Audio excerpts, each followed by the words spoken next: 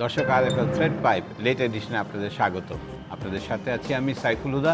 Late এডিশনের আজকের বিষয় আওয়ামী লীগের ৬৬ বছর।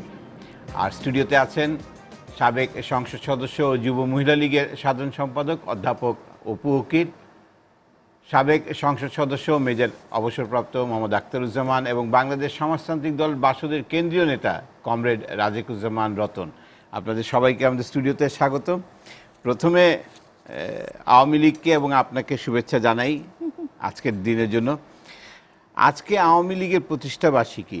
সমাজতান্ত্রিক একটা দল, যারা দরিদ্র বান্ধব, গ্রাম বান্ধব, এই দল কি করে পুঁজিবাদের দিকে ছুটছে? ৬৬ বছর বয়সে আওয়ামী লীগের এই পরিবর্তনগুলি আপনি কিভাবে বিশ্লেষণ করবেন? আমি প্রথমেই শুভেচ্ছা জানাই আপনার এই আয়োজনের মধ্য দিয়ে।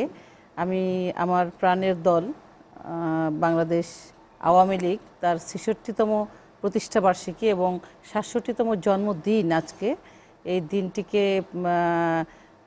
আওয়ামী লীগকে শুভেচ্ছা জানাই এবং পাশাপাশি এই হাজার বছরের যে ইতিহাস, ঐতিহ্য, সংগ্রাম, সাফল্য, ত্যাগ, তিতিক্ষা এবং সতত যে বিজয়, সেই বিজয়ের নির্যাসে যিনি এই দলটিকে প্রতিষ্ঠা করেছেন, তার জীবন যৌবনের উত্তাপ দিয়ে, রক্ত দিয়ে, ঘাম দিয়ে, জীবন দিয়ে সর্বশেষ দলটিকে বিনির্মাণ করেছে এবং যে দলটি আমাদেরকে একটি ভূখণ্ড দিয়েছে, স্বাধীনতা দিয়েছে, সার্বভৌমত্ব দিয়েছে, আমাদের পতাকা দিয়েছে, মানচিত্র দিয়েছে, সেই দলটিকে আজকে শুভকামনা করি এবং শুভেচ্ছা জানাই।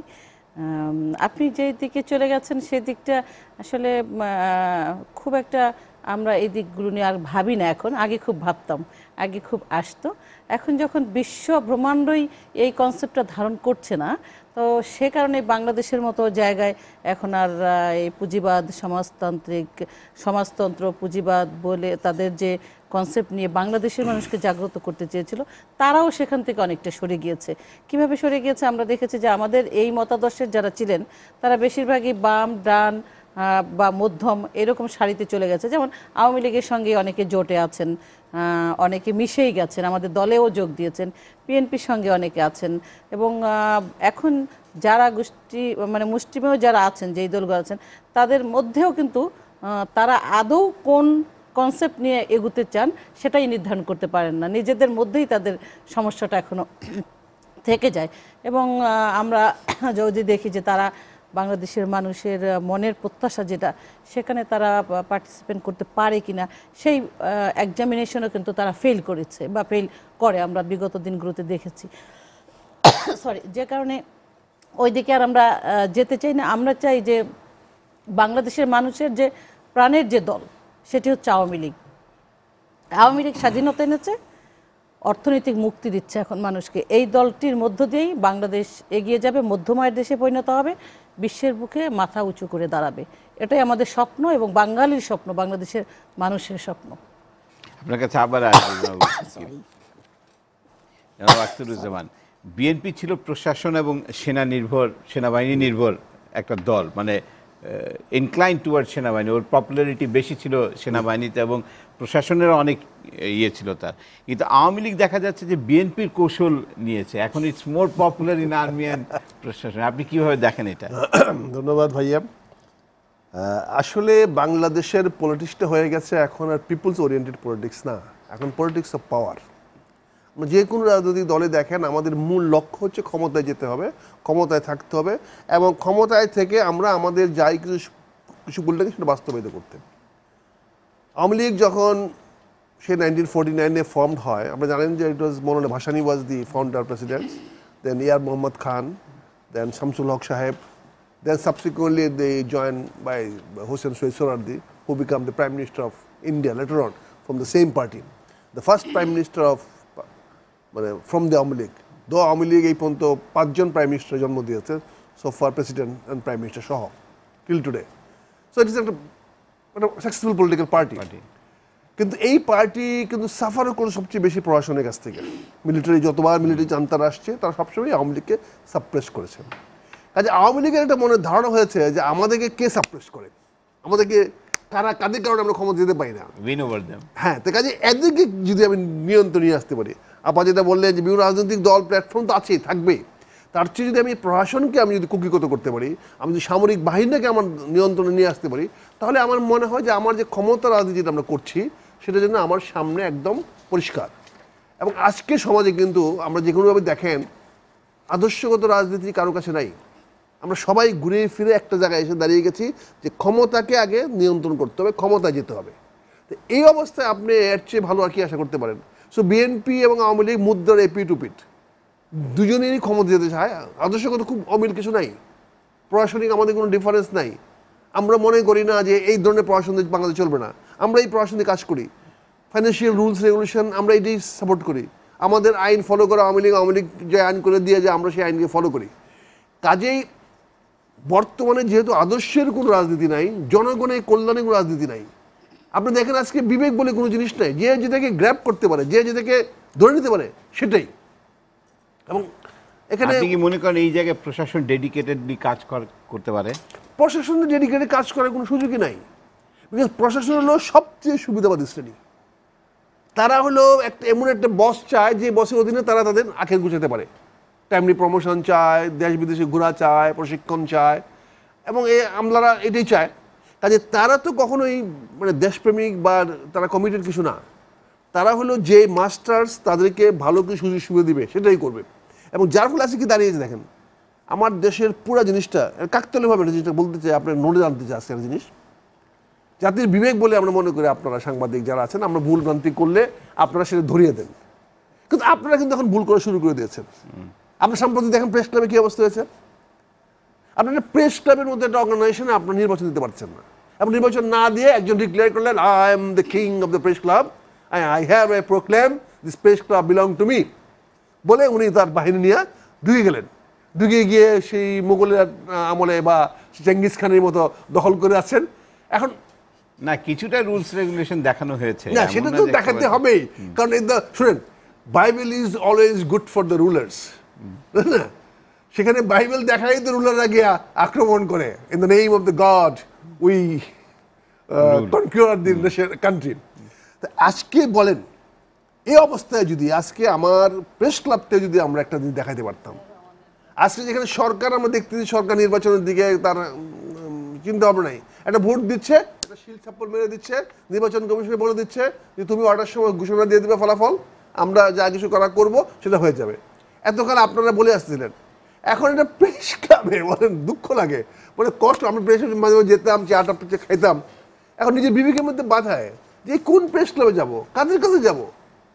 জাতীয় প্রেস ক্লাব যার নাম, সেখানে আমরা একটা সুষ্ঠু সুন্দরভাবে আমরা ক্ষমতাকে পরিবর্তন করতে পারবো না, এটা কি করে হয়? এই বিষয়গুলো মনে হয় আপনাদের একটু আলোচনা করা উচিত এবং আরও গুরুত্ব দেওয়া উচিত। কিছু কিছু জায়গায় তো আমাদের একটা আদর্শগত কিছু বিষয়বস্তু নিয়ে আসা উচিত। সবখানেই যে খালি হালুয়া রুটি করবো তা তো হয় না। আপনার কাছে আবার আসবো মেজর আখতারুজ্জামান। কমরেড রতন, আওয়ামী লীগ কি জনগণের চাইতে বেশি প্রশাসন নির্ভর হয়ে যাচ্ছে? আসলে প্রত্যেকটা রাজনৈতিক দল কোনো না কোনো শ্রেণীর আশা এবং আকাঙ্ক্ষাকে মানে সে প্রতিফলন ঘটায়। আওয়ামী লীগ যে শ্রেণীর আশাটাকে প্রতিফলন ঘটাতে চায় সেটা করতে গেলে তার যা যা করা দরকার সে তাই করবে। আপনি দেখুন 1949 সালের 23শে জুন আওয়ামী লীগের প্রতিষ্ঠা হয়, আওয়ামী মুসলিম লীগ। মৌলানা ভাসানী তার সভাপতি ছিলেন। তিনি তখন সাধারণ সম্পাদক যিনি হবেন সে শামসুল হককে বলছেন যে লেখো কি লিখতে হবে। ভাসানী বাংলায় বলছেন আর শামসুল হক তিনি ইংরেজিতে লিখছেন। তার প্রথম কথাটা ছিল রাষ্ট্র পরিচালিত হবে কীভাবে? আওয়ামী লীগের ঘোষণায় ছিল of the principal of true democracy, একটা সত্যিকারের গণতন্ত্র দ্বারাই আমাদের রাষ্ট্রটা পরিচালিত হবে। আর নাগরিক অধিকারটা কীরকম থাকবে? To safeguard civil liberties such as individual and collective freedom of belief, expression, association and organization. আজকে যদি ৬৬ বছর পরে বলে আওয়ামী লীগ কি সেই জায়গায় আছে, তাহলে সেদিন কেন আওয়ামী লীগের কথা বলেছিল? কারণ সেদিন পাকিস্তান নামক একটা এমন নিপীড়ক রাষ্ট্র ছিল যে যার বিরুদ্ধে গণতন্ত্রের কথা না বললে মানুষকে ঐক্যবদ্ধ করা যেত না। পাকিস্তান ছিল একটা ধর্মভিত্তিক রাষ্ট্র। ধর্মভিত্তিক রাষ্ট্র বলতে ইতিহাসে কোনো রাষ্ট্র কোথাও ছিল না, এখনও নাই। যদি ধর্মের ভিত্তিতেই রাষ্ট্র হতো তাহলে মধ্যপ্রাচ্যের সমস্ত মুসলিম রাষ্ট্রগুলো একটাই রাষ্ট্র হতো। তো ফলে ধর্মভিত্তিক রাষ্ট্র হয় না, কিন্তু ধর্মের নামে এই রাষ্ট্রটা, যেটা খুব চমৎকারভাবে আক্তার ভাই বলেছেন যে একসময় সেনেকা 2000 বছর আগে একটা বলেছিলেন, religion is an useful instrument for the rulers, তো এই ইউজফুল ইনস্ট্রুমেন্টটাকে পাকিস্তান ব্যবহার করেছে। তখন বাঙালি জাতির আশা আকাঙ্ক্ষা সেটাকে ধারণ করার জন্য একটা রাজনৈতিক প্রতিষ্ঠান দরকার ছিল। সেই প্রতিষ্ঠান হিসাবে আওয়ামী লীগ এবং আওয়ামী মুসলিম লীগ দেখেন 52 ভাষা আন্দোলনের মধ্য দিয়ে যখন একটা ভাষাভিত্তিক জাতীয়তাবাদী আবেগ সেটা তীব্র রূপে প্রকাশ পেল। 54 সালে যুক্তফ্রন্টের নির্বাচনের মধ্য দিয়ে মুসলিম লীগকে ধরাশায়ী করে দেওয়া হলো। 1955 সালে তখন মৌলানা ভাসানীর নেতৃত্বেই কিন্তু তখন আওয়ামী মুসলিম থেকে মুসলিমটা বাদ দিয়ে আওয়ামী লীগ গঠন করা হলো। তার মানে এটাও দেখুন মানুষের আকাঙ্ক্ষা গড়ে উঠছে, একটা দলও তার অবস্থান পরিবর্তন করছে। এবং তারপরে আগে ছিল কি যে আওয়ামী লীগ তার প্রতীক হিসেবে নিল নৌকা, তাই না? এবং আমাদের স্লোগান উঠেছিল কি তোমার আমার ঠিকানা পদ্মা মেঘনা যমুনা। তাহলে সেই সময় এবং স্লোগান উঠেছিল জয় বাংলা। মানে এই ভূখণ্ডকে কেন্দ্র করে আমরা একটা স্বাধীন সার্বভৌম রাষ্ট্র প্রতিষ্ঠা করতে চাই, যে রাষ্ট্রের বৈশিষ্ট্য হবে কি, যারা সাম্প্রদায়িক হবে না, যারা শোষণমূলক হবে না এবং যেটা গণতান্ত্রিক হবে। সেই সময় পর্যন্ত আওয়ামী লীগ জনগণের আশা আকাঙ্ক্ষাকে ধারণ করার চেষ্টা করেছে। কিন্তু আপনারা জানেন যে বাংলাদেশটা তখন বাঙালিরা তখনও কিন্তু একদম ঐক্যবদ্ধ ছিল না, তার মধ্যেও শ্রেণী ছিল। 12টা পরিবার তখন উঠতি ধনিক শ্রেণী হিসেবে গড়ে উঠতে চাইছিল। তারা দেখলো পাকিস্তানিরা থাকলে তারা ব্যবসা বাণিজ্যে আগাতে পারবে না। তখন দেখলো এই সামরিক বাহিনীর সদস্যরা তারা দেখলেন যে তারা যদি পাকিস্তান থাকে ওই যে ওসমানীর মতন লেফটেন্যান্ট কর্নেল হয়ে তাকে রিটায়ার করতে হবে, তিনি আর কর্নেল কখনো হতে পারবেন না। তাহলে আমাদের আমলারা তারা জয়েন্ট সেক্রেটারির উপরে আর কেউ সেক্রেটারি হতে পারবেন না। আমলাদের আকাঙ্ক্ষা ছিল এমন একটা দেশ চাই যেখানে আমি সেক্রেটারি হতে পারবো। আর্মির একটা আকাঙ্ক্ষা ছিল যে আমি সেখানে জেনারেল হব। ব্যবসায়ীদের আকাঙ্ক্ষা ছিল ইস্পাহানি দাউদের পরিবর্তে আমি ব্যবসা করব। আর জনগণের আকাঙ্ক্ষা ছিল একটা গণতান্ত্রিক দেশ।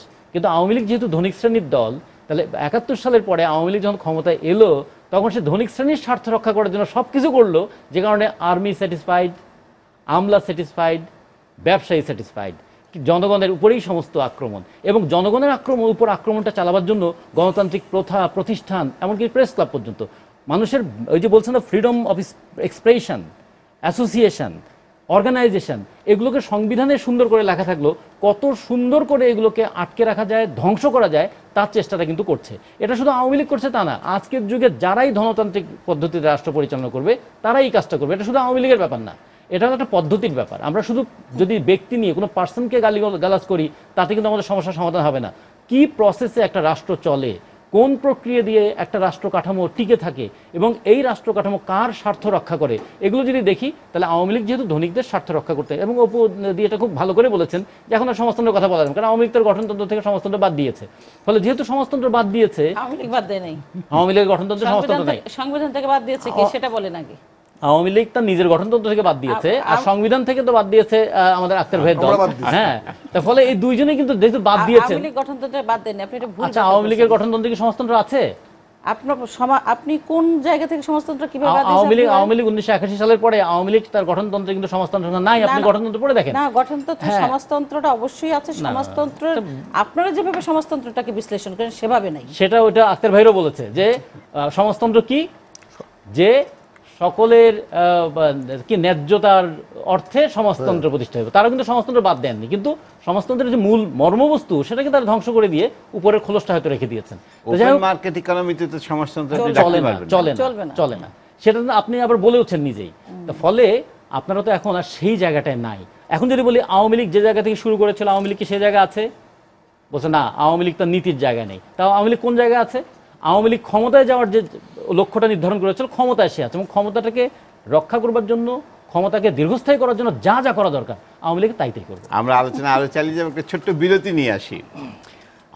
RFL thread pipe late edition এই পর্যায়ে নিব একটা ছোট্ট বিরতি। আশা করি আমাদের সঙ্গেই থাকবেন।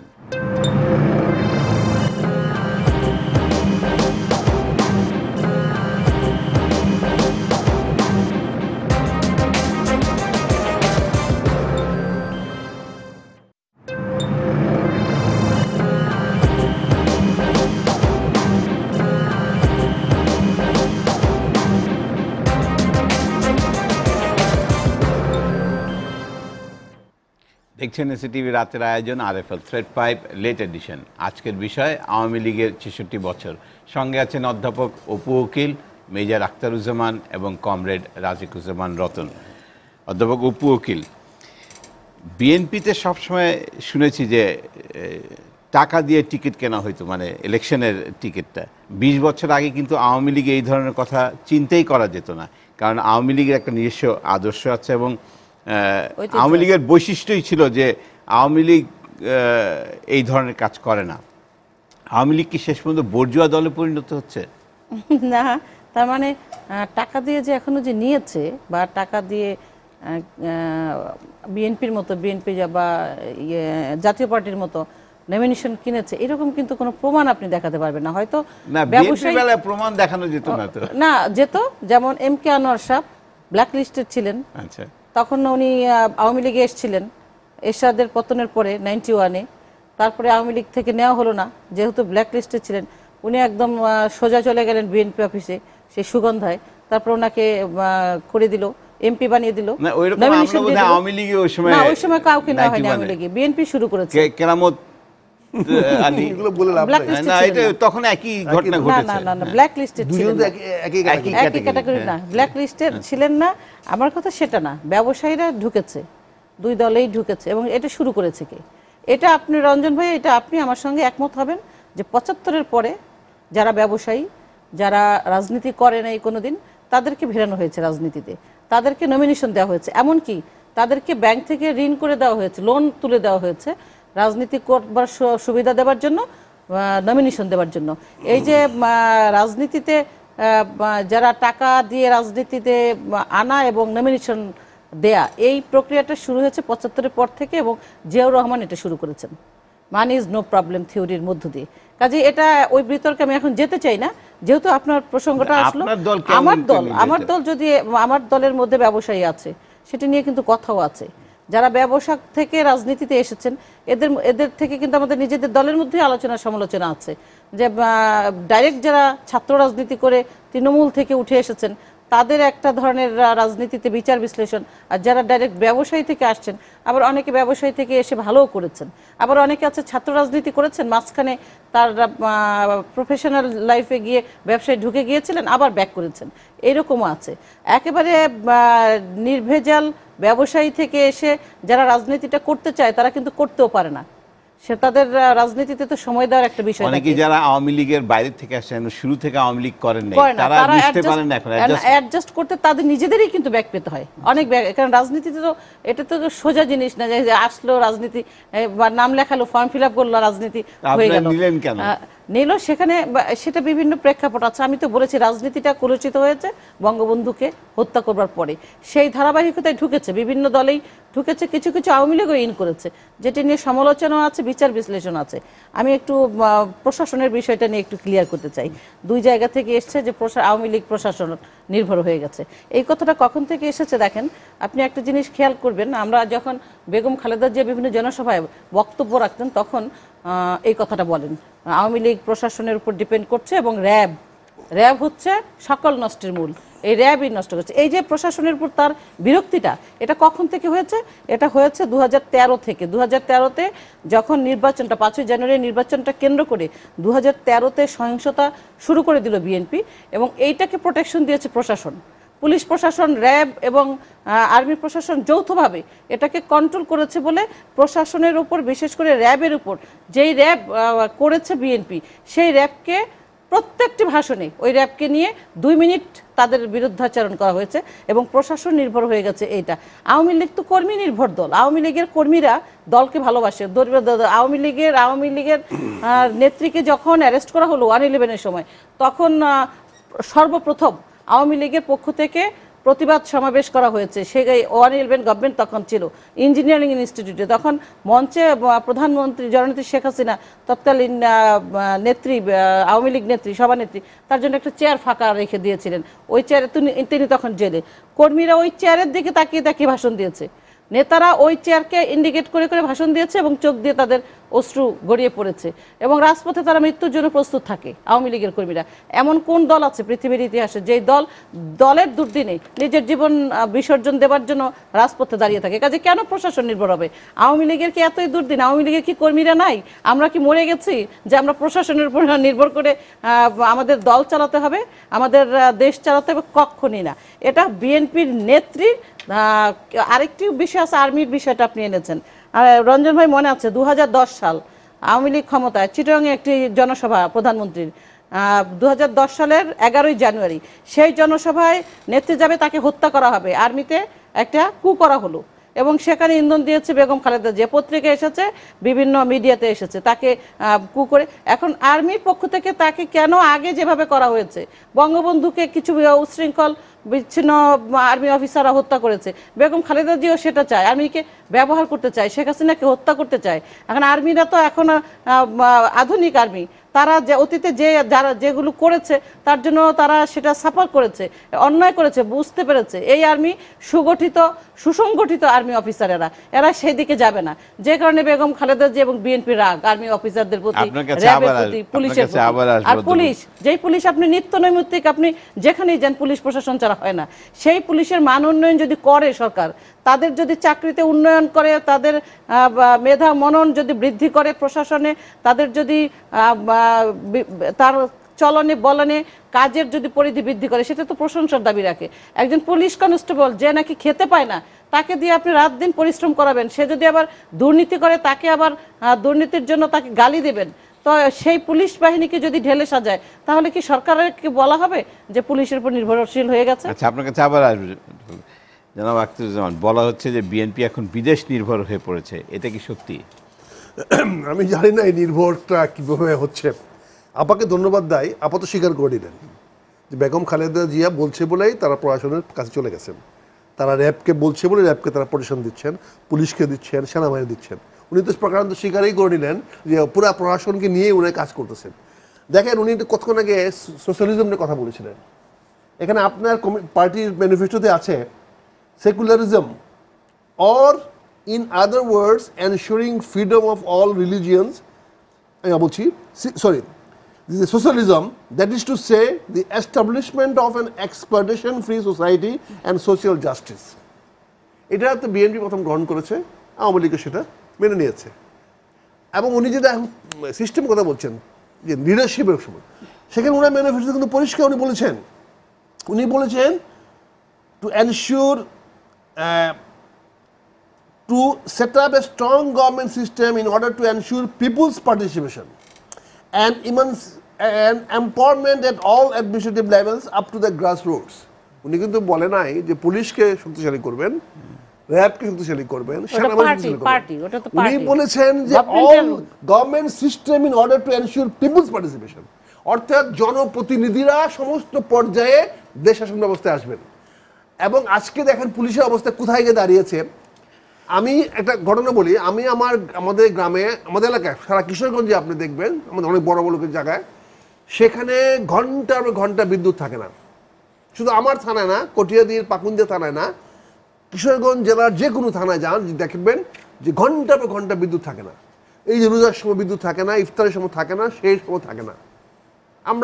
তারপরে আমাদের টাইগার শুধু ট্রেন আছে, সেই ট্রেন 12 ঘন্টা 15 ঘন্টা লেটে যায়।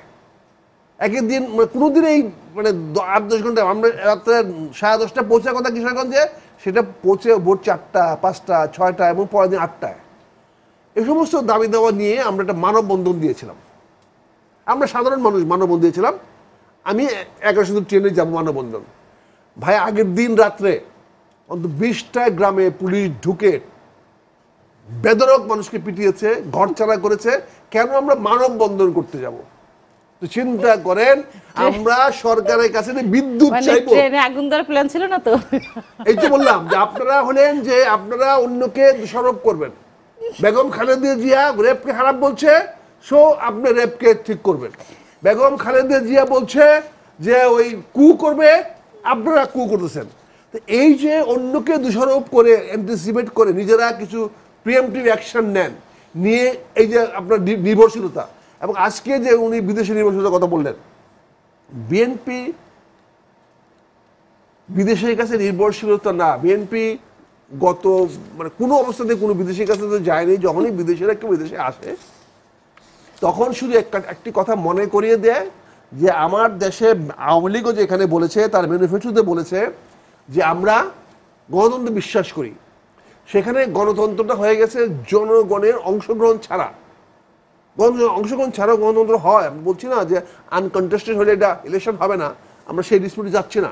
কিন্তু গণতন্ত্রতে জনগণের অংশগ্রহণটা আমরা চাচ্ছিলাম। আমরা বলেছিলাম বাই পিপুলস পার্টিসিপেশন। এবং এখানে লেখা আছে, এবং আপনার ম্যানিফেস্টোতে লেখা আছে যে আপনি জনগণের ডাইরেক্ট পার্টিসিপেটের মাধ্যমে গণতন্ত্র এস্টাবলিশ করবেন। কিন্তু সেখানে আপনি কি করছেন? The fundamental goals and commitments will be to uphold the ideal of independence and the spirit as well as values of the liberation war. আমরা যে লিবারেশন ওয়ারটাই করলাম গণতন্ত্রের জন্য, যে লিবারেশন ওয়ারটাই করলাম পাকিস্তানের অটোক্রেসির বিরুদ্ধে, যে যুদ্ধটাই ছিল আমাদের জনগণের ক্ষমতায়ন করার জন্য, আপনারা 1 নম্বর ম্যানিফেস্টোতে যেখানে আপনাদের স্পিরিট লেখা আছে সেটা আপনারা ফলো করলেন না। এই কথাটা যখন বিদেশিরা আসে তখন আমরা তাদেরকে বলার চেষ্টা করতেছি, তোমরা যাই কিছু করো ওদের সঙ্গে লং টার্ম কোনো কিছু করতে যেও না, কারণ লং টার্ম তোমাদেরকে যদি ক্ষমতার পরিবর্তন হয় তাহলে আমরা তাদের সঙ্গে যে করেছো তার দায় দায়িত্ব আমরা বহন করব না। আজকে আপনারা আমার উপর দিয়ে বুকের উপর দিয়ে আপনি কানেক্টিভিটি দিয়ে দিবেন, আপনি ভারতের এক প্রদেশ থেকে আরেক প্রদেশ যাওয়ার সঙ্গে কানেক্ট করবেন আমার এক দেশ ও আরেক দেশে। আমি ভুটানে কি করতে যাব, আমি নেপালে কি করতে যাব, আপনি আমার সঙ্গে জোর করে কানেক্টিভিটি সাইন করাচ্ছেন, যার চিত্র আমরা দেখতে পাচ্ছি ওবায়দুল কবিরের চেহারাও দেখেন যদি সাইন করছে দেখবেন। অথচ আপনি আমাকে কানেক্টিভিটি হবে কান্ট্রি টু কান্ট্রি। সেখানে ইন্ডিয়া যেখানে আমার ভিতর দিয়ে সে এক স্টেট থেকে আরেক স্টেটে যাবে সে কানেক্টিভিটি করছেন। ডু ইউ থিঙ্ক আপনারা মেনে নিব? ডু ইউ থিঙ্ক যদি মমতা পানি না দেওয়া যদি তার জন্য কেন্দ্রের বিরুদ্ধে বিদ্রোহ করাটা যদি অন্যায় না হয়, তা আমি কেন আমার রাষ্ট্র যদি আমার সরকার যদি মানে আমার জনগণের স্বার্থ বিকিয়ে দিয়ে এই কানেক্টিভিটির নামে ট্রানজিট দেয় বা ভারতকে আমার বুকের উপর দিয়ে যাতায়াতের সুযোগ করে দেয়, আমি মেনে নেব? অবশ্যই মেনে নেব না। আমরা এটা প্রতিবাদ করব। এই কথাটা আমরা বলতে যাচ্ছি, এই যে ডিপেন্ডেন্ট বললেন, এইটাই বিদেশে যখন আসে তাদেরকে বলে দিতে চাচ্ছি। এই যে আপনি বিনা টেন্ডারে 2টি পাওয়ার প্ল্যান্ট দিয়ে দিলেন, আপনি জানেন রতন ভাই, আপনি জানেন দিতে পারে কোন রাষ্ট্র? বিনা টেন্ডারে আপনি 2টি পাওয়ার প্ল্যান্ট দিয়ে দিলেন।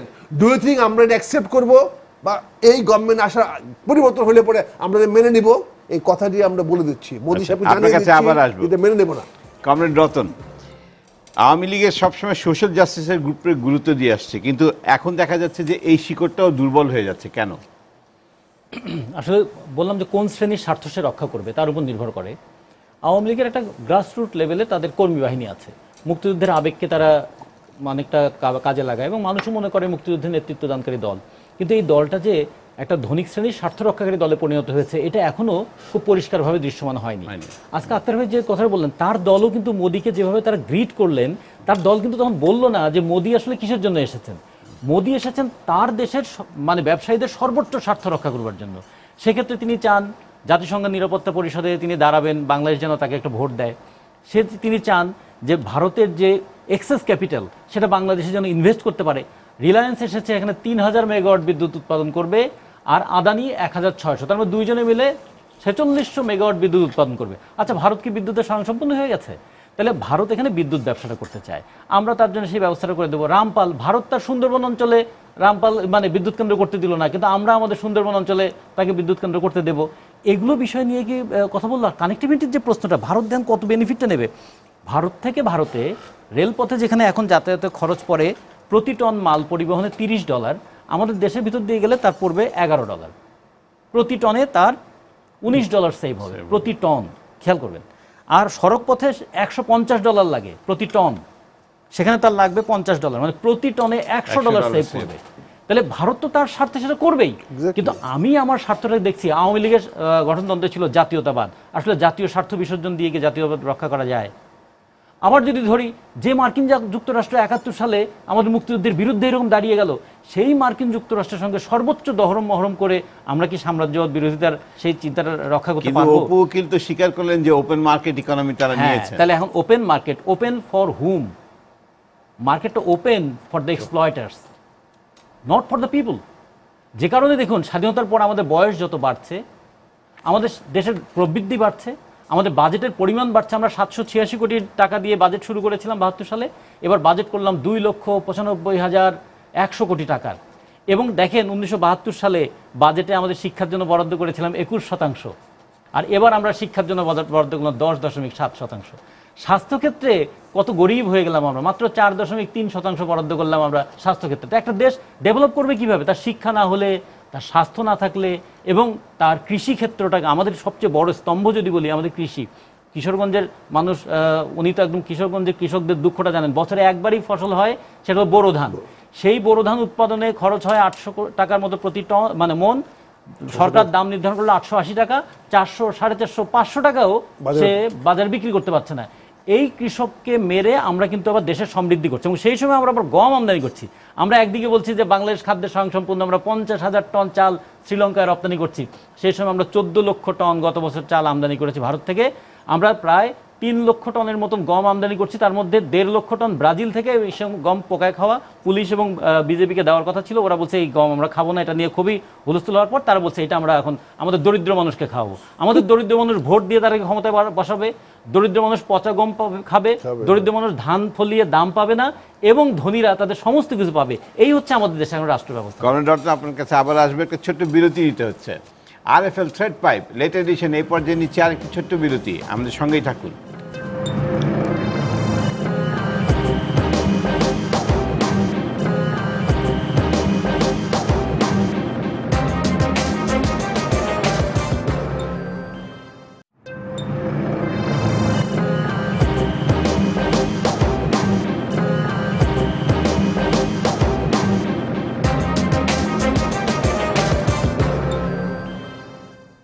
দেখছেন এসিটিভি রাতের আয়োজন RFL thread pipe late edition. আজকের বিষয় আওয়ামী লীগের 66 বছর। সঙ্গে আছেন অধ্যাপক উপু উকিল মেজর আখতারুজ্জামান এবং কমরেড রাজিকুজ্জামান রতন। অধ্যাপক উপু উকিল মেজর আখতারুজ্জামান বলছেন কানেক্টিভিটির কথা, এখানে নাকি দেশের স্বার্থ দেখা হয় নাই, আপনি কি মনে করেন? শুধু কি তাই বললেন? রঞ্জন ভাই বললেন ডু ইউ থিঙ্ক দ্যাট যে বিএনপি কানেক্টিভিটি যে মানে নাই এবং ক্ষমতায় গেলে মানবে না, সেটা আমাকে চিন্তা করছি কিনা আমি বলবো যে ডু আই থিঙ্ক দ্যাট যদি বিএনপি কোনোদিন ক্ষমতায় যায় না, বিএনপি অলরেডি বলে দিয়েছে, কানেক্টিভিটি দিয়ে দিয়েছে।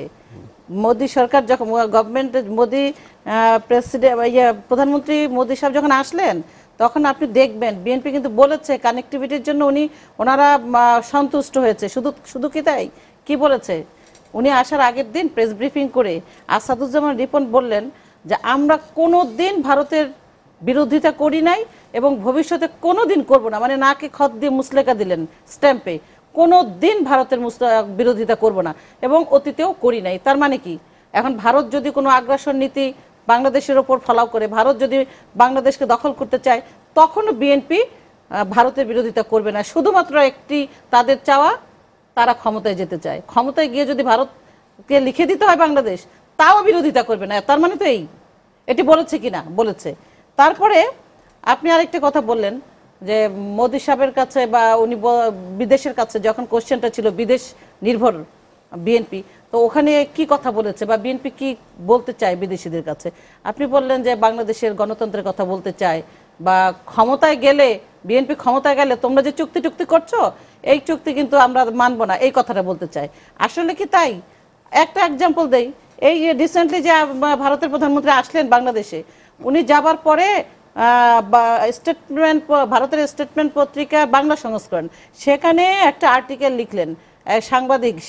সেই আর্টিকেলে তিনি বললেন, 3টা কোশ্চেন করেছেন বেগম খালেদা জিয়াকে, ভারতের প্রধানমন্ত্রী সোনারগাঁও হোটেলে যখন অনেক কাঠখোট পোড়ায় উনি দেখা করলেন। কি কোশ্চেনটা ছিল? প্রথম কোশ্চেনটা ছিল যে আপনি যে 10 ট্রাক অস্ত্র মামলা আপনার সময় হলো, সেই সময় যে 2জন মন্ত্রী এই 10 ট্রাক অস্ত্র মামলার সঙ্গে জড়িত ছিল, আপনি কি তাদেরকে হেল্প করবেন? এই তথ্য দিয়ে আপনি প্রধানমন্ত্রী ছিলেন তখন, আপনি জানেন, আপনি হেল্প করবেন কিনা তাদেরকে এই মামলায় রায় ঠিক মতো হবার জন্য? আরেকটি বলেছিলেন যে প্রণব মুখার্জি ভারতের রাষ্ট্রপতি যখন এলো, আপনি তো তাকে দেখাই করলেন, অপমান করলেন, বুমিং করলেন, কেন করলেন? তখন উনি কোনো উত্তর দিতে পারেন নাই। এবং থার্ড কোশ্চেনটা ছিল যে বর্ধমানের খাগড়াগড়ে আপনি শেখ হাসিনাকে হত্যা করার জন্য, জঙ্গি রাষ্ট্রে পরিণত করবার জন্য আমার দেশে যে জঙ্গিদেরকে নিয়ে ওখানে বোম্বিং করছেন, তার কারণটা কি? এটা তো আমার কথা না, ভারতের পত্রিকায় এসেছে, আপনারা সবাই দেখেছেন। তার মানে কি, আপনি যে বললেন যে কথা, সে কথার সঙ্গে তো এই কথা আসে না। এবং শুধু তাই না, সেখানে যখন ভারতের পররাষ্ট্র সচিব তার পরের দিন স্টেটমেন্ট দিয়ে বলল, প্রেস কনফারেন্সে বলল, কি বলেছে বেগম খালেদা জিয়া এবং নরেন্দ্র মোদী সাহেব বলেছেন, নরেন্দ্র মোদী সাহেব বেগম খালেদা জিয়াকে বলেছেন আমরা গণতন্ত্রের পক্ষে, মৌলবাদের বিপক্ষে। তার মানে তো আপনার কথার সঙ্গে এই কথা যায় না যে বেগম খালেদা জিয়া একটিবারও বলেছে আমরা কানেক্টিভিটি চাই না, আমরা বাংলাদেশের তিস্তা চুক্তি চাই। আর তিস্তা চুক্তির কি হলো সেটা একটু বলেন। একবারও কি ওনার বলার প্রয়োজনটা ছিল না? বরং সেই যে গঙ্গা চুক্তির সময় ভুলে গেছিলেন ভারত গিয়ে আসার সময়। আপনার মনে আছে জিয়াউর রহমান যখন ক্ষমতায় ছিলেন তখন 1979 সালে ভারতের প্রধানমন্ত্রী মোরারজি দেশাই যখন বাংলাদেশে আসলেন তখন বাংলাদেশের যে বিলবোর্ডগুলো আরবি হরফে লেখা ছিল, ভয়ে সেই বিলবোর্ডগুলো সরিয়ে ফেলেছিলেন যে আরবি লেখা বিলবোর্ড দেখলে উনি যদি মাইন্ড করে। উনি তো এতটা নাকে খত দিয়ে চলছেন। এবং তালপট্টিতে ভারতের যখন ফ্ল্যাগ উড়ালো, সেই ভারতের সেনাবাহিনী এসে দখল করলো, তখন ও সংসদে একটা আলোচনা করতে, নিন্দা প্রস্তাব পর্যন্ত উত্থাপন করতে দেয় নাই জিয়াউর রহমান। কাজে কে বাংলাদেশের স্বার্থ রক্ষা করে আর কারা বাংলাদেশকে বিকিয়ে দেয় সেটা কি এখনো বলার অপেক্ষায় আছে? কে কানেক্টিভিটি অবশ্যই আমরা চাই। এই কানেক্টিভিটি বেগম খালেদা জিও, বিএনপিও এটার পক্ষে, এবং বলেছেন নরেন্দ্র মোদী সাহেব যখন আসেছেন তার সন্তুষ্টি প্রকাশ করেছেন। কারণ হচ্ছে ইউরোপের স্টাইলে আমরা দক্ষিণ এশিয়াকে গড়ে তুলতে চাই। বাংলাদেশ অত্যন্ত গুরুত্বপূর্ণ একটি রাষ্ট্র, এটা ভারত বুঝেছে। ভারতের প্রধানমন্ত্রী যে বক্তব্য দিয়েছে সেই বক্তব্যের প্রত্যেকটি ওয়ার্ড হলো বাংলাদেশের প্রধানমন্ত্রীর যে অ্যাচিভমেন্ট তাকে ফলো করে বক্তৃতা দিয়েছেন এবং এখান থেকে অনেক কিছু ধারণ করে নিয়ে গেছেন ভারতকে শেখানোর জন্য। ভারতে গিয়ে উনি ওইটা ফলো করবেন। একটা দেখেন, আমি সময় কম, আমাদের 65% ভোট, আমাদের 65% যে তরুণ জেনারেশন 35 ইয়ার্সের নিচে যারা আছে, এটা আমাদের প্রধান শক্তি। এবং ভারতের প্রধানমন্ত্রী বলেছেন ওনারও ভারতে 65% ইয়াং জেনারেশন আছে, সেই শক্তিকে কাজে লাগাতে চান। বিদ্যুৎ আর প্রবৃদ্ধির কথা কি বলেছেন কল্পনা করতে পারেন? 6% প্রবৃদ্ধি ধরে রেখেছে। এই অর্থনৈতিক, বিশ্ব অর্থনৈতিক মন্দার মধ্যে উনি অ্যাস্ট্রোনাইজড হয়ে গেছেন। তা বাংলাদেশকে নিয়ে এখন গর্ব করছে ভারত। ভারতের প্রধানমন্ত্রী এখানে এসে বলে যায় এখানকে শেখ হাসিনার যে তার যে মডেল, শেখ হাসিনা মডেল, যেই মডেলের মধ্য দিয়ে 6 বছরে বাংলাদেশকে গড়ে তুলেছেন সেটা ধারণ করে বাংলাদেশ থেকে নিয়ে গিয়ে, ধার করে নিয়ে গিয়ে ভারত গড়তে চায়। আর আপনি বলছেন এখনো যে বাংলাদেশ ভারতকে অন্য জায়গায় দিয়ে দেবে কিনা, চুক্তি হবে কিনা, এটা কোনো কথা হলো? আমি লাস্ট একটু ভাইয়ের কথাটা একটু উত্তর দিই। আরেকটা, আপনি তো অনেক দিলেন, আমাদের ফিরিস্তি দিলেন, সময় নাই দেখে ইস্তেহার অনেক কিছু আমিও একটু বলার ছিল। শুধু বলতে চাই যে অত ডিটেলসে যাই না, যে জিয়াউর রহমানের যে 19 দফা, সেই 19 দফার এক দফা নাকি চর্চা করে না বিএনপি, এটা কিন্তু আমার কথা না। শাহজাহান ওমর জিয়াউর রহমানের প্রতিষ্ঠাবার্ষিকীর আলোচনা সবাই বললেন যে 20 দলের যে জোট আছে, 20 দলের জোটগুলোকে সবগুলোর একত্রিত করে জেনারেল জিয়াউর রহমান যেমন করেছিলেন, বহু দলের নামে একদল করেছিলেন, মান্নান ভূঁইয়া, কর্নেল আকবর সবাইকে এক দলে ঢুকিয়েছিলেন, ঠিক তেমনি যে বেগম খালেদা জিয়ার এখন 20 দলকে এক দলে পরিণত করা দরকার। এবং 19 দফার জিয়াউর রহমানের এক দফায় বিএনপিতে চর্চা নাই। কাজে নিজের সমালোচনাটা আগে আমাদের করা উচিত। আর বাজেটের শিক্ষা খাতের কথা বললেন, রতন ভাই, বাজেটের শিক্ষা খাতের একটা এক্সাম্পল দিই আমি। আমাদের প্রধানমন্ত্রী মেয়েদের শিক্ষা ব্যবস্থা অবৈতনিক করে, গ্রাজুয়েশন পর্যন্ত অবৈতনিক করবার জন্য তার চিন্তা, এবং কলেজ এডুকেশন পর্যন্ত অবৈতনিক করে দিয়েছেন। আর আমেরিকার, আপনারা তো আমেরিকার কথায় কথায় উদাহরণ টানেন, আমেরিকার প্রধানমন্ত্রী বা আমেরিকার প্রেসিডেন্ট বারাক ওবামা তার গ্রাজুয়েশন পর্যন্ত শিক্ষা খাতে যদি অবৈতনিক করে তাহলে সেখানে তার 70 লক্ষ বিলিয়ন টাকার দরকার, যেটি তার সামরিক খাতে খরচের 10 ভাগের 1 ভাগ। সেটা সাহস পায় না। শেখ হাসিনা কিভাবে সাহস পেল এবং কিভাবে করলো গ্রাজুয়েশন, ইন্টারমিডিয়েট পর্যন্ত অবৈতনিক করা মেয়েদের শিক্ষা ব্যবস্থা? আর আপনি বলতেছেন বাজেটের শিক্ষা নাই। গদ বাঁধা কথা বললেই কি হবে? সে আর স্বাস্থ্যের কথা বলেছেন, স্বাস্থ্যে সাউথ পুরস্কার দিয়েছে জননীতি শেখ হাসিনা। না, যেগুলো হয়েছে সেগুলো আমরা প্রশংসা করব, সেগুলোকে যদি আমরা সমালোচনা করি, আমরা যদি পেছনে যাই তাহলে তো হবে না। এবং সাউথ পুরস্কারটা কি? মানে গর্ভাবস্থায় কোনো একজন নারী গ্রামে আছেন, ডাক্তার নাই, কিছু নাই, সেই নারী তখন তার কোনো একটু দুর্যোগময় মুহূর্ত, ওই মুহূর্তে সে কিভাবে হেলথ পরামর্শটা পাবেন? মোবাইলে সে স্বাস্থ্য পরামর্শটা ডাক্তারের কাছ থেকে নেবেন। এই ব্যবস্থাটা ডেভেলপের জন্য সাউথ পুরস্কার। এই ডেভেলপমেন্ট নিয়ে আরেকদিন আলোচনা করব। এখন মোবাইল কোম্পানির ব্যবসা করে দিলে তো মোবাইল করে পুরস্কার দিবেই, কারণ আমি যখন এত মোবাইল কোম্পানির ব্যবসা খুলে দিয়েছি, সব কিছু মোবাইলে করতে পারবেন, মোবাইল করতে পারলে তো বিল দিতে হবে, বিল দিলে তো মোবাইল কোম্পানিগুলো ফ্লারিশ করবে। তো এগুলো পুরস্কার দেওয়া তো পুরনো জিনিসের, এগুলো তো কিভাবে কি করতে হয়। এখন বাসদকে শুনতে হচ্ছে তারা আমেরিকান প্রেমী হয়ে গেছে, তারা আমেরিকান প্রেসিডেন্টের পক্ষে, যারা জীবনটা দিল আমেরিকার বিরুদ্ধে, এখনো স্বপ্নে স্বপ্ন দেখে বাসদ এখন আমেরিকা পছন্দ করে। আপা একটা কথা বলি, আপনারা বলছেন, বিএনপি বলছে ভারত প্রেমী হয়ে গেছে, ভারতে কখনো ছিল না।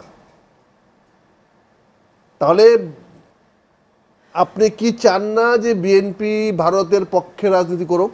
অবশ্যই চাই, সব সময় চাই ভারতের পক্ষে রাজনীতি করুক, সেটা চাই না। বিনা কারণে ভারতকে নিয়ে বাংলাদেশে উস্কে আপনার সঙ্গে সেন্টিমেন্ট ধর্ম নিয়ে করুক, সেটা চাই না। আপনার সঙ্গে আমাদের মৌলিক পার্থক্য হলো আমরা কোনো দিনে শয়নে স্বপনে জীবদ্দশায় কখনো ভারতের পক্ষে রাজনীতি করতে রাজি না। আমরা ভারতের সঙ্গে কোনো বিষয়ে একমত হতে রাজি না, কারণ যদি আমি একমত হই তাহলে বাংলাদেশের অস্তিত্ব বিলুপ্ত হয়ে যায়। কারণ আমি আমার সীমা রেখায় পাকিস্তানের রাগ হয়, পাকিস্তানকে আমি চিনি না। আপনি শুনুন, এই যে কতগুলা গদ বাঁধা কথা, পাকিস্তান রাগ হয়। আর আমার জন্ম হয়েছে কেন, এই বাংলাদেশের জন্ম হয়েছে কেন? যদি আমরা একত্রিত হইতাম তাহলে আমরা ইন্ডিয়া থাকতাম, আমাদের ইন্ডিয়া ছিলাম, আমরা ভারত ছিলাম, হতে চাই নাই তো একটা। আমরা ভারতের সঙ্গে থাকতে পারি নাই বলে তো আমরা আলাদা হয়ে গেছি। এখন আমাদের এমন কোনো কারণ ঘটে নাই, এমন কোনো স্বার্থ আমাদের হয় নাই, আমরা এমন কিছু পাই নাই যে আমরা আজকে ভারতের পক্ষে রাজনীতি করতে হবে। বিএনপি নিজেও যদি ভারতের পক্ষে রাজনীতি করে, আমি ব্যক্তিগতভাবে তার বিরোধিতা করব, কারণ আমি ভারতের পক্ষে রাজনীতি করার জন্য বাংলাদেশের জন্ম হয় নাই। কাজে আপনার একটা কথা আমি এই জন্য বলছি যে কাজে আপনারা ভারতপ্রেমী হওয়ার চেষ্টা করেন না, কারণ আপনারা এত বেশি ভারতপ্রেমী হয়ে যাচ্ছেন। এখন প্রকাশ্যে ভারতের পক্ষে আপনারা কথা বলছেন, এখন প্রকাশ্যে একটা সরকারের লোক হয়ে, রাজনৈতিক আদর্শের লোক হয়ে আপনি আরেকটা বিদেশি রাষ্ট্রের পক্ষে কথা বলছেন। এটা যেমন কোন কথাটা, এই যে আপনি বললেন, কোনটা জানো, সবকিছু তো বললেন যে ওরা করে নাই, আপনারা করেছেন। ওখানে কেন কমপ্লেন করেছে আপনারা তো বলেন নাই। এখন আমরা গঙ্গার চুক্তি বা আমরা যদি দাবি আদায় করি সমুদ্র সীমানা ভারত থেকে এনেছি, এটা কি ভারতের প্রতি আমাদের পক্ষপাত হয়ে গেল? আপনি ভারত টানলে কোথায়? বিএনপি কি কোন সমুদ্র চুক্তি ভারত থেকে আনছেন? অবশ্যই সমুদ্র চুক্তি ভারত আনলে তো আপনি এনেছেন আন্তর্জাতিক আদালত থেকে এনেছে, যেটা বিএনপি কোনোদিন কল্পনা করেনি। বিএনপি ভয়ে বলতেই সাহস পায় না। আমরা সাহস পাবো কেন? কারণ আমাদের ঘরের শত্রু বিভীষণ, আমরা তো আমাদের ঘরের থেকে তো আপনার বিরোধী আসছেন। বিএনপির কোনো মুভমেন্টে আপনারা সমর্থন করেছেন? যখন মৌলানা ভাষা নিয়ে ফারাক্কা নিয়ে ইস্যু করেছিল আপনাকে সমর্থন করেছিলেন? যখন মোরারজি দেশাইয়ের বিরুদ্ধে বা ভারতের বিরুদ্ধে বিএনপি যে সমস্ত প্রোগ্রামগুলো করেছিল, কোনো একটি প্রোগ্রাম আপনারা সমর্থন করেছেন? এই একটা প্রোগ্রাম করেছেন। বরঞ্চ বিএনপির গত 20 বছরের যত কিছু প্রোগ্রাম করেছে আপনারা সবগুলা প্রোগ্রামের বিরোধিতা করেছেন। আমি একটা কথা বলতে চাই, একটু আমার আপা যেটা বলেছেন যে ওনার দল জননির্ভরশীল এবং প্রচুর তরুণ ছেলেরা আছে, আজকে আওয়ামী লীগের যে কোনো কার্যক্রমের জন্য তাদের আছে। আপনার এরকম ত্যাগী নেতা তৈরি করতে 21টি বছর সময় লেগেছে। 21 বছর আমরা আপনাদের রাজপথে কোথাও ত্যাগী নেতা দেখি নাই রাষ্ট্র চালানোর মতো। বিএনপি তো মাত্র আজকে 2.5 বছরের ক্ষমতার বাইরে লিগালি। কাজে বিএনপির ভয় পাওয়ার কিছু নাই। আওয়ামী লীগ যদি 21 বছরে আজকে ত্যাগী নেতা তৈরি করতে পারে, ইনশাল্লাহ আগামী 3 বছরে বিএনপিও পারবে অনেক ত্যাগী নেতা তৈরি করতে। ইনশাল্লাহ আগামীতে দিস প্রবলেম আমরা রাজনৈতিকভাবে সমাধান করতে পারবো। রতন, আওয়ামী লীগ, শেষ প্রশ্ন আপনাকে ছোট্ট 1 মিনিটের মধ্যে দিতে হবে। আওয়ামী লীগ কি গুড গভর্নেন্স বা সুশাসন প্রতিষ্ঠা করতে পেরেছে? আওয়ামী লীগ তো শাসন করতে চায়ও না, আওয়ামী লীগ শাসন প্রতিষ্ঠা করতে চায়। হ্যাঁ, আমরা বলে আইনের শাসন নয়, শাসনের আইন সে তৈরি করতে চায়। এখন ধরুন, আমি আজকে যেহেতু অনেকগুলো কথা হয়েছে, আওয়ামী লীগ বলেছিল, মানে আমরা ওই শেখ মুজিবুর রহমানের ভাষণে শুনেছেন পূর্ব পাকিস্তান থেকে পশ্চিম পাকিস্তানে 1 পয়সাও চালান হতে পারবে না। আর গ্লোবাল ফিনান্সিয়াল ইন্টিগ্রিটি বলছে $13 বিলিয়ন ক্যাপিটাল ফ্লাইট হয়ে গেছে বাংলাদেশ থেকে। সুইস ব্যাংকে বাংলাদেশের টাকা 4000 কোটি টাকার উপরে। মালয়েশিয়া সেকেন্ড হোম, 3005 জন মানুষ সেখানে সেকেন্ড হোম বানিয়েছে। বাংলাদেশের টাকা কত জায়গায় চলে যাচ্ছে। তাহলে এটা কেন গেল, কোন রাজনৈতিক প্রক্রিয়ার কারণে এটা যাচ্ছে, সেটা একটা বিবেচনা করা দরকার। আর আমাকে একটা কথা বলেছেন, আমি গদবাদা কথা বলছি, আমাদের শিক্ষামন্ত্রী কি বলেছেন, আমি যখন দায়িত্ব নেই তখন শিক্ষা খাতে বরাদ্দ ছিল 14%, পরের বছর তা কমে 13%, আর এখন সেটা 11% এসে দাঁড়িয়েছে। তিনি বলেন সারা বিশ্বে যখন শিক্ষায় বাজেট বাড়ছে আমাদের তখন ক্রমেই কমতে শুরু করেছে, এটা খুবই দুঃখজনক। এটা শিক্ষামন্ত্রী বলেছে। এই কথাটা আমি বললে অপুদির কাছে আমি হয়ে গেলাম গদবাদা কথা, বুঝছেন? এক সমস্যা।